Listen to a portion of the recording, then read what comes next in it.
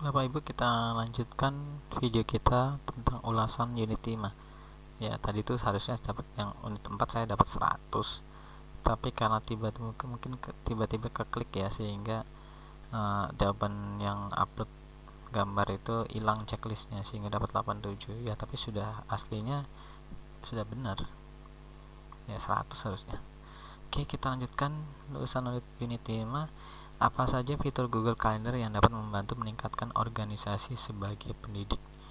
Ya, tentu saja kalender bersama, email notifikasi acara sangat membantu ya, setelan publik, kemudian mengundang kolega ke acara. Jadi empat-empatnya ini kita pilih ya. Semua fitur Google Calendar ini membantu kita sebagai pendidik. Kalender bersama, email notifikasi acara. Jadi sebelum acara kita diberikan email oleh Google ya, diingatkan bahwasanya nanti ada acara nih 10 menit sebelum, 20 menit itu 1 jam sebelum, 1 hari sebelum itu ada email notifikasi. Jadi istilahnya ya remindernya lah, apa ya istilahnya, alarmnya ya, pengingat lah intinya gitu ya.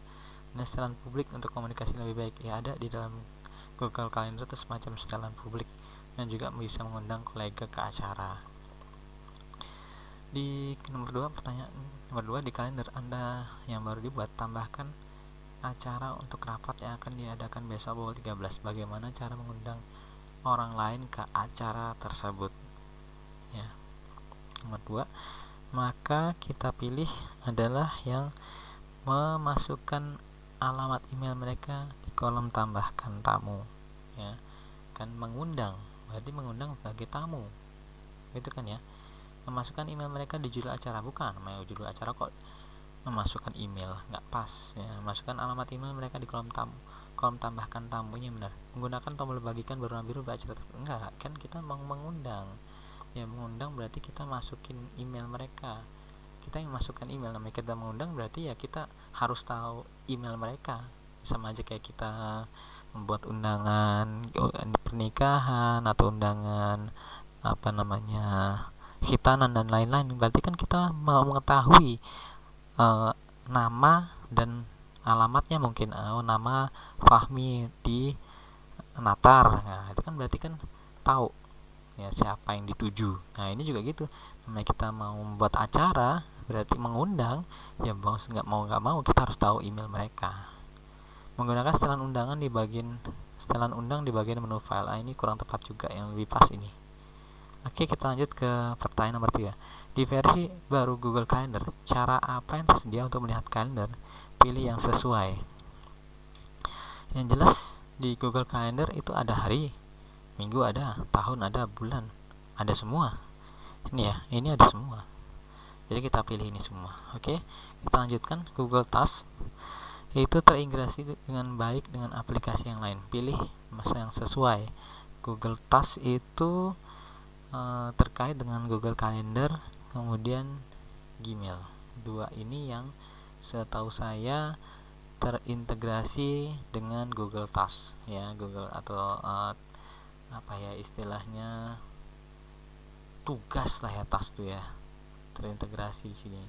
Google Site tidak, Google Keep juga tidak. Ya, namanya tugas kan bisa dikaitkan dengan tanggal gitu ya. Kemudian Gmail dengan task atau tugas, bisa kita mengirimkan tugas ke orang pakai Gmail. Oke, terakhir kita ke pertanyaan nomor 5.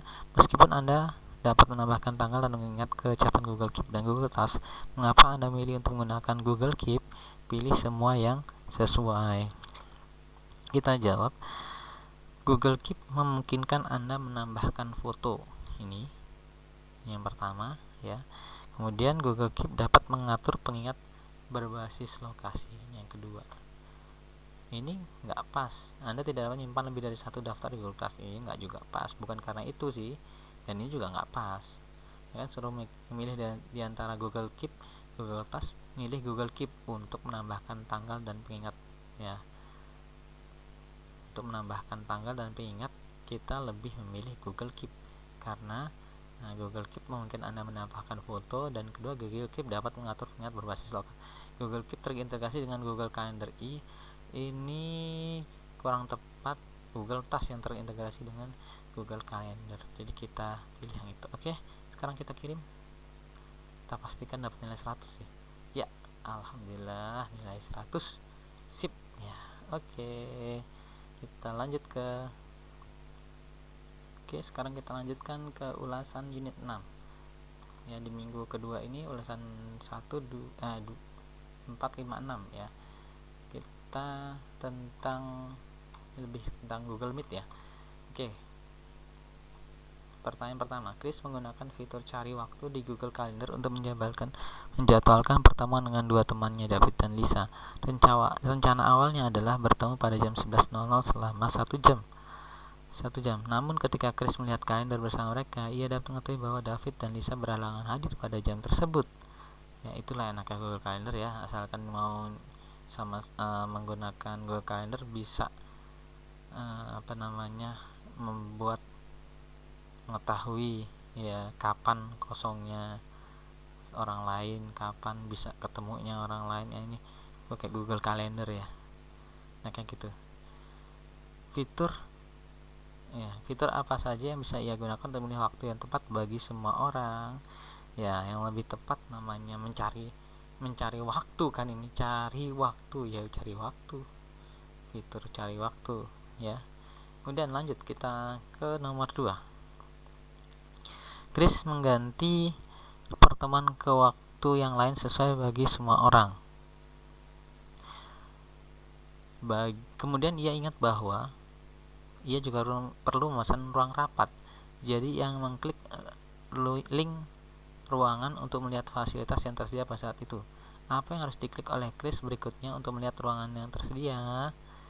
Berarti tentang ruangan ya, berarti sertakan ruangan yang tidak tersedia. Tentang ruangan ya, berarti kan kita sertakan ruangan yang tidak tersedia, mana yang sudah penuh, mana yang istilahnya bisa digunakan ya. Jadi kita pilih yang ini. Next, nomor 3. Dani meninjau agenda rapat yang disediakan dalam bentuk Google Dokumen bersama yang tertaut di undangan kalender. Untuk mengamati daftar item agenda, ia melihat bahwa salah satu proyeknya belum disertakan dalam daftar. Ia merasa harus mendiskusikan di rapat. Apa 2 langkah yang harus dilakukan Dani agar proyeknya disertakan pada agenda? Yang pertama, apakah ia harus menambahkannya sendiri ke agenda? Menunda dan menyampaikan saat rapat? Kayaknya enggak deh ya, menunda. Tidak ada ia bisa saat rapat? Kayaknya enggak juga. Mengirim ke email penyelenggara rapat dan menginformasikan bahwa ada 1 item yang ditambahkan. Saya lebih cocok ini, tapi kalau dia checklist berarti minimal 2 jawaban ya, 2 jawaban. Jangan hanya 1 jawaban. Kalau 1 jawaban itu pilihan ganda. Jadi saya cenderung ini juga. Kalau menunda enggak, tidak ada, wah sayang banget kalau tidak ada yang dilakukan.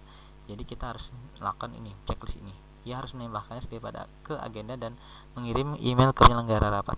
Oke, sekarang nomor 4. Bagaimana Anda menggunakan Google Meet untuk meningkatkan pengalaman kelas bagi semua pihak yang terlibat dalam pembelajaran siswa?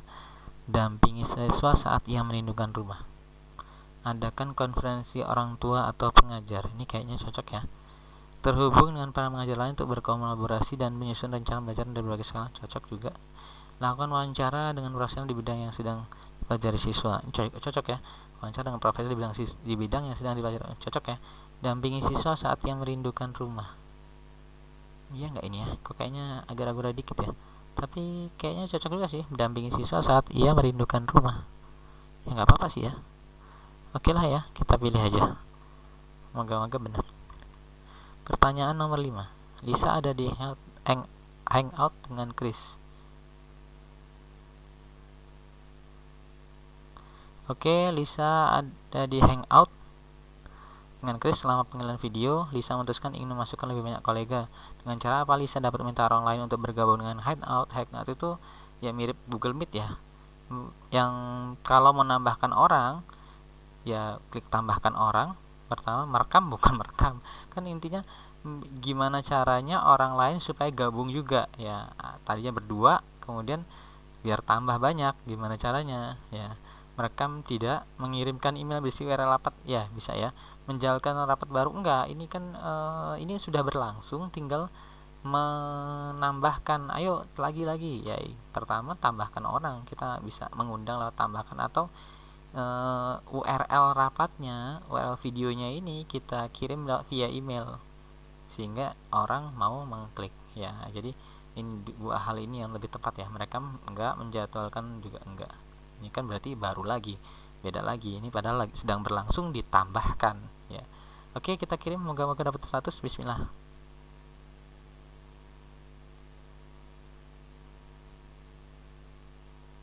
Ya, alhamdulillah dapat 100. Terima kasih teman-teman, demikian video pembahasan tryout minggu 1 hingga minggu ke-4 hingga ulasan 4 hingga ulasan ke-6 ya pada minggu kedua ini. Terima kasih. Wassalamualaikum warahmatullahi wabarakatuh.